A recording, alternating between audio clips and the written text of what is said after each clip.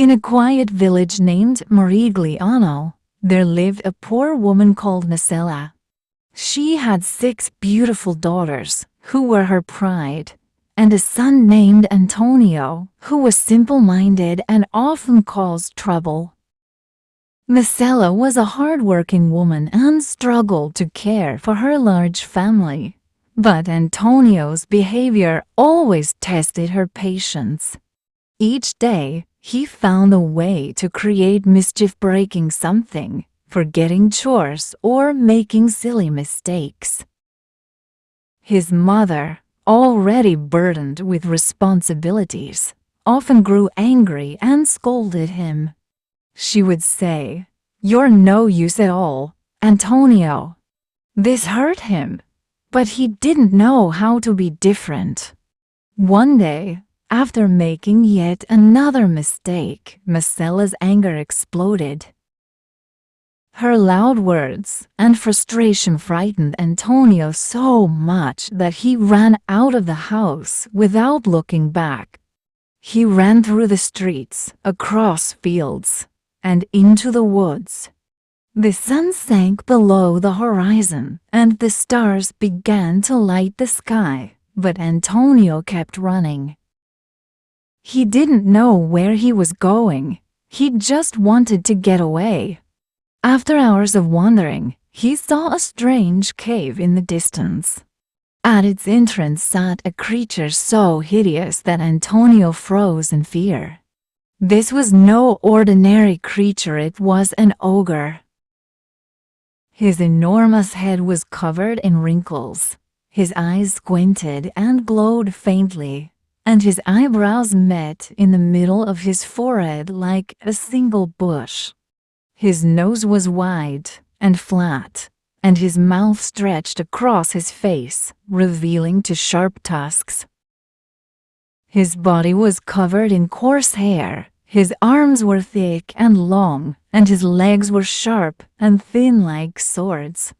His feet, wide and flat like a duck's, rested heavily on the ground. The sight of him was both terrifying and laughable. Despite his fear, Antonio wasn't one to show cowardice. He removed his hat politely and greeted the ogre. "Good day, sir," he said with a slight bow. "I hope you are well. Could you kindly tell me how far it is from here to where I wish to go?" The ogre was startled by such a strange question and burst into loud laughter. His laugh echoed through the cave, making Antonio uneasy. However, the ogre liked the boy's manners and decided to be kind. "Will you work for me as my servant?" the ogre asked. Antonio thought for a moment and replied, "What wages will you pay me?" The ogre smiled, showing his sharp tusks. "Serve me faithfully," he said, "and you'll get wages beyond your dreams." Antonio agreed, and the deal was made. Life with the ogre was surprisingly easy. Antonio had little work to do, was treated well, and was always fed the best food. Over time, he grew plump and rosy-cheeked. However, this lazy and easy life began to bore him. After 2 years, Antonio started to feel homesick. He missed his mother and sisters and longed to see his village again. The ogre, noticing Antonio's sadness, spoke kindly to him. "Antonio," he said, "I can see you want to visit your family. Because I care for you, I will allow it. Take this donkey for the journey, but remember, never say the word Bricklebrit to him. If you do, you will regret it." Antonio, thrilled to be going home, thanked the ogre and quickly rode away on the donkey. However, his curiosity got the better of him. He stopped after a short distance, dismounted, and said the forbidden word, "Bricklebrit." To his amazement, the donkey opened its mouth and outpoured a stream of jewels, rubies, emeralds, diamonds, and pearls as big as walnuts. Antonio was overjoyed. He filled a sack with the treasures, mounted the donkey, and continued his journey. That evening, Antonio stopped at an inn to rest. He handed the donkey to the landlord and said, "Take good care of this donkey. Feed him plenty of oats and hay. But whatever you do, don't say the word bricklebrit. You'll regret it if you do." The landlord, seeing the jewels sparkling in Antonio's sack, grew curious. He waited until Antonio was asleep and sneaked into the stable. Ignoring the warning, he whispered, "Bricklebrit." Instantly, the donkey poured out more jewels. The greedy landlord couldn't resist such wealth.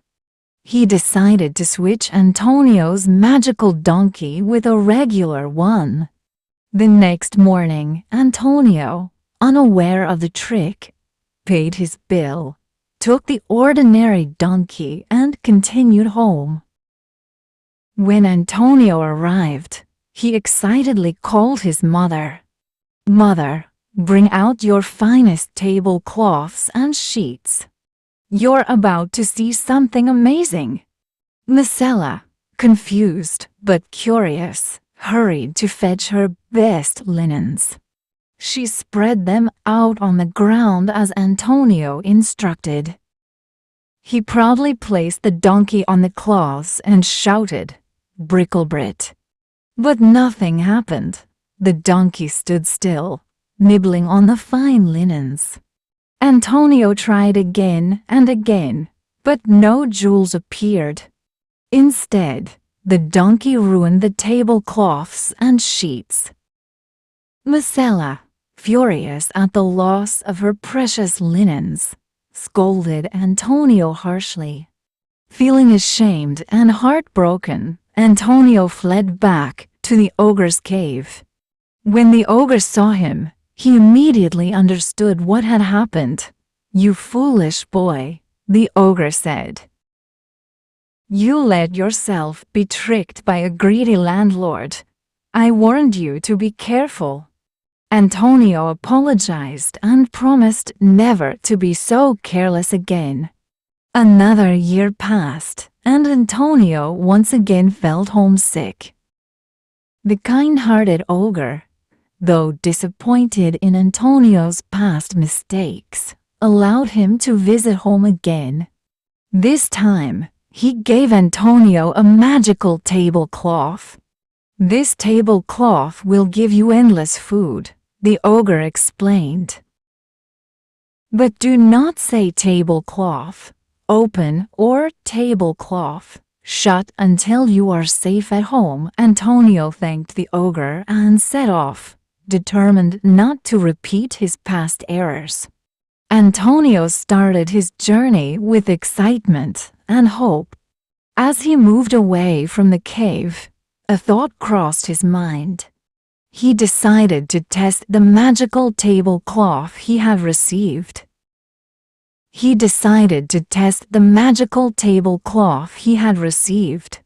He stopped on the roadside, gently laid the tablecloth on the ground, and said the words, "Tablecloth, open." To his amazement, the tablecloth immediately unfolded, revealing a dazzling collection of treasures, precious stones, shining gold, and sparkling jewels. Antonio's eyes widened with joy as he admired the wealth before him. Feeling satisfied, he whispered, "Tablecloth, shut," and the tablecloth folded back as if nothing had happened. He smiled to himself, thinking about the life of comfort and luxury this magical gift would bring. Antonio continued his journey until he reached the familiar inn where he had stayed before. Remembering the past, he decided to be cautious this time. Calling the landlord aside, he handed him the magical tablecloth.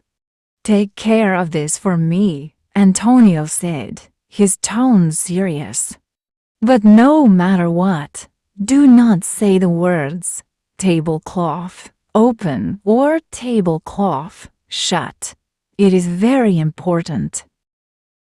The landlord, who was known for his cunning nature, nodded eagerly.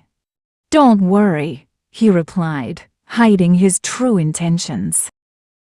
"I'll guard it like it's my own." That evening, the landlord served Antonio a lavish meal, offering him plenty of food and drink. He even prepared a comfortable bed to ensure his guest had a good night's sleep. But as soon as Antonio retired to his room, the landlord couldn't resist his curiosity. He sneaked to where the tablecloth was kept, called his wife over, and whispered, "Let's see what this tablecloth can do." Standing in front of it, he boldly said, "Tablecloth, open." At once, the tablecloth unfolded, revealing treasures beyond his wildest dreams. The landlord's eyes gleamed with greed as he decided to keep the magical tablecloth for himself.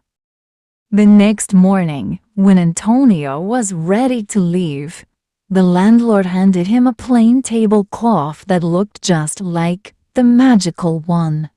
Antonio, unaware of the deception, thanked the landlord and carefully carried the tablecloth home. Once he arrived, he joyfully called out to his mother. "Mother," he exclaimed, "we are finally free from poverty. We'll never wear rags or go hungry again." With excitement, he laid the tablecloth on the ground and said, "Tablecloth, open." But nothing happened. Antonio's heart sank. He tried again, but the tablecloth remained lifeless. Realizing he had been tricked, Antonio's face turned red with anger. "That lying landlord has fooled me again," he shouted. Turning to his mother, he vowed, "I'll make him pay for this. He'll regret stealing from me." But Antonio's mother, Marcella, was furious. Her disappointment turned into anger, and she snapped, "Get out of my sight. I don't want to see you again. You're nothing but trouble." Her harsh words broke Antonio's heart. Feeling defeated, he left home and returned to the ogre, his master. When the ogre saw Antonio's sad face, he immediately understood what had happened. "You foolish boy," the ogre scolded. "How many times have I warned you to keep your mouth shut? Your big mouth has caused all this trouble." Antonio hung his head in shame, silently accepting the blame. The ogre continued, "If you had just kept quiet, none of this would have happened. You only have yourself to blame." Despite his mistakes, Antonio stayed with the ogre for 3 more years. Over time, his longing to see his family grew stronger. One day, he asked the ogre for permission to visit his mother and sisters. The ogre agreed, but decided to give Antonio one last gift.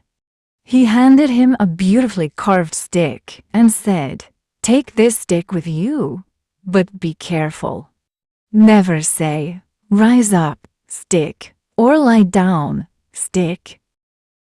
If you do, you'll regret it." Antonio, eager to leave, promised to be careful. "Don't worry," he said confidently. "I've learned my lesson." But as Antonio walked along the road, his curiosity got the better of him. He stopped and said softly, "Rise up, stick."